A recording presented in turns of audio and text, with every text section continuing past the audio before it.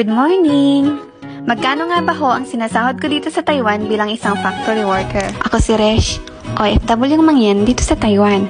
Huy, kala mo talaga. Maaga nga po ako nagising dahil may pasok pa ako dyan. At syempre nga ho, ay huwag natin kalimutan na magpasalamat sa ating Lord. Syempre ho, sa pagbibigay ng panibagong buhay at kalakasan ng katawan ngayong umaga. At gabayan tayo araw-araw, lalo na sa ating pagpasok, pati yung mga mahal natin sa buhay sa Pinas. Thank you Lord for everyday life. Gabi pa nga lang ho, ay hinahanda ko na yung mga susuotin para syempre hindi maliit sa umaga. Minsan nga ho, ay buzzer beater pa. Huy, gano'ng kadalas ang minsan, nababa. Pagkatapos ho, ay binuhay ko na yung heater, tapos nag-toothbrush at naligo na ako. Fast forward, nag-blower na nga po ako dyan dahil medyo late na, kaya kailangan bilisan. Yung company naman po namin ay malapit lang dito sa bahay na tinutuluyan namin. Malapit lang din po pala kami sa school saka sa park, kaya anytime na gusto namin mag-jogging, isang hakbang lang. Huy, tingnan nyo nga ho, ang ganda-ganda ng umaga, parang ako. Huy, walang ganon. After 5 seconds, nandiyan na nga po pala kami sa company. Huy, ang bilis. Sabi sa inyo kaya kahit buzzer beater, carry boom.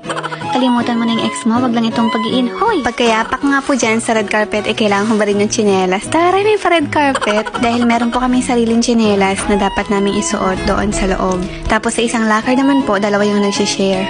Dito nga po sa company, third floor yung department ko. Charan! Ayan na nga po pala yung locker namin. Tapos, yung department po namin ay yun sa dulo, yung IPQC. Para sa akin nga po pala, ay perfect tong department namin kasi malapit na sa locker, malapit pa sa CR. Tapos, malapit din sa pantry kapag iinom ka, pwede ka sumilip sa cellphone. May charis, walang ganun. Oras na nga po pala para pumasok. Dapat 7:55 nandun na kami sa loob. Dahil syempre, kailangan pa po mag-endorse ng mga kapalitan.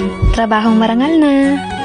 At ayun na nga po, first break niyan, kailangan namin mag-out. Bali, 15 minutes lang yung break time namin. Tatawag lang ako kanyan kina mama sa Pinas. Hindi nga po buo yung araw ko kapag hindi ko nang kausap si na mama sa Pinas. Saka yung paborito kong pamangkin. Siyempre, malayo sila sa akin, kaya gustong gusto ko silang nakakausap. Nagtubig nga lang po ako niyan dahil busog pa ako. At fast forward na nga po ng 1,000 beses. Huy, ang bilis. Bali, second break na po namin yan at yan na po yung lunch break. Kapag kakain nga po kami, kailangan namin i-swipe tong card. Dito sa company, nakaka-order nga din po pala kami ng mga prutas. Talagang fresh na fresh, saka matatamis po. Sing tamis ko wari. Huy, aba-aba, baka lang gamin. Tapos, ayan nga po pala yung buffet namin. Tapos, meron pong pagkain dyan na may nakasulat na dapat isa lang yung kunin mo. Pero syempre, kapag isda, pwede kang tumakas ng dalawa. Huy, gawain. Ay, wag ganon. Lagot talaga kay Ayi. Ganyan nga po pala yung mga pagkain dito. Kadalasan po, matatabang yung lasa nila. Kumbaga ay hindi po sila maalat magtimpla.